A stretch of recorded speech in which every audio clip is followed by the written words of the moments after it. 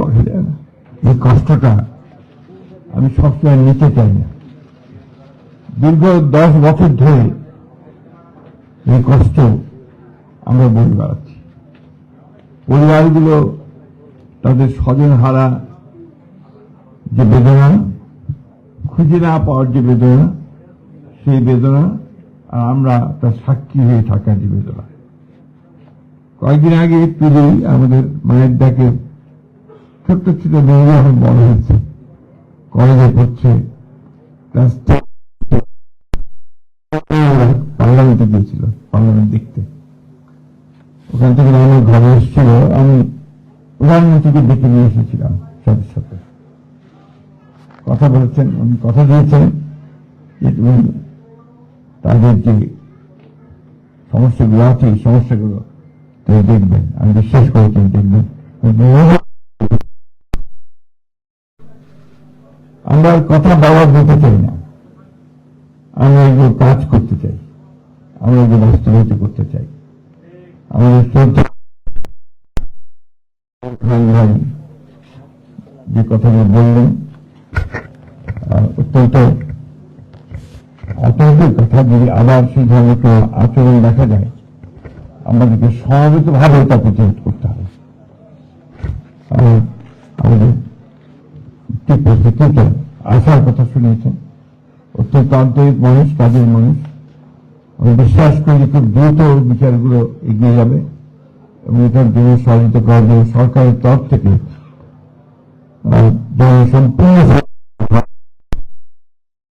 ব্যবস্থা আমরা করার চেষ্টা করব। আমরা সোচ্চার বারবার করে বলেছি, যদি মুক্তিযোদ্ধাদের ভাতা দেওয়া হয়, জুলাই যোদ্ধাদের ভাতা দেওয়া হয়, তাই 2,000 পরিবারগুলো কেন ভাতা দেওয়া হবে না? অবশ্যই আমিতেই এর প্রবেশের রাখার ব্যবস্থা করবো ইনশাআল্লাহ।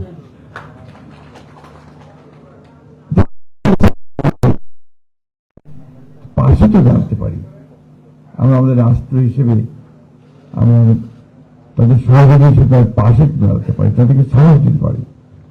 যখন এই বাচ্চাগুলো বড় হচ্ছে, ভালো স্কুলে পড়া, একটু ভালো থাকা এবং তাদের ভবিষ্যৎকে নির্মাণ করার জন্য সুযোগ সৃষ্টি করে দেওয়া, এই বিষয়গুলো যে রাষ্ট্র করতে পারে।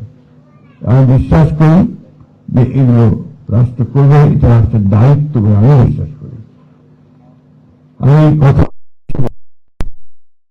আমি এই কথা বারবার করে বলতে চাই যে আমরা আর এই গুম হয়ে যাওয়া ঘটনাগুলোর সঙ্গে সম্পৃক্ত হতে চাই না ভবিষ্যতে।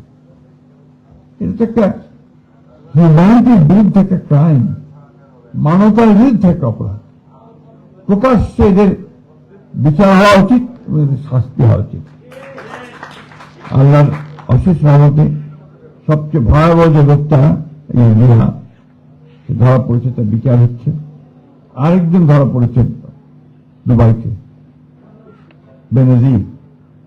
তাদের যে বডি ল্যাঙ্গুয়েজ ছিল, তাদের যে অহংকার, দাম্ভিকতা ছিল, দেখুন তার ঠিক তাদেরকে আবার হাজির করছে আদালতের সামনে, জনগণের সামনে, কোর্টের সামনে। বিশ্বাস প্রত্যেকের বিচার হবে, আল্লাহ তাআলা আমাদেরকে সেটা দেখা। আমরা এই সব গুম হওয়া, অত্যাচারিত, নির্যাতিত, এগুলোকে জড়িয়ে রাজনীতি করতে চাই না। এ ব্যাপারে আমরা সবাই এক। আমরা বিচার চাই, আমরা তাদের পক্ষে দাঁড়াতে চাই, তাদের আইনের যে শক্তি, সেই শক্তি তাদের হাতে।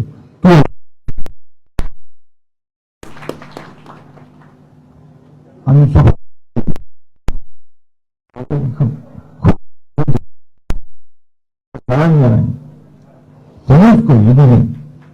সবচেয়ে কষ্টের সময় মধ্যে যখন কেউ রাস্তায় বেরোতে সাহস করছে না, কথা বলতে সাহস করছে না, তখন এই মেয়েটা জেনেভা পর্যন্ত গেছে নিজের চেষ্টায়, যে ফোর্স ব্যাপারে কিছু করবে। আমি ধন্যবাদ জানাতে চাই ইউনাইটেড নেশনসকে, তারা এই কাজটা খুব দ্রুততার সঙ্গে এই তদন্ত করেছেন, তদন্ত করে আমাদের রিপোর্ট দিয়েছেন। আমাদের আগে মেয়েটা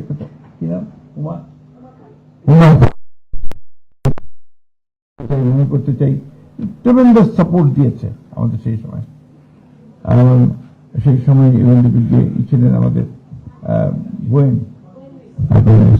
উনি আমাদেরকে প্রচন্ড সমর্থন দিতেন, আমরা সাহস পেতাম তাদের সঙ্গে কথা বললে। ওই সময় আমরা সাহস পেয়েছি। আমি বিশ্বাস করি আজকে যখন এই যে মেয়েটা পাশে সামনে আছে, ওই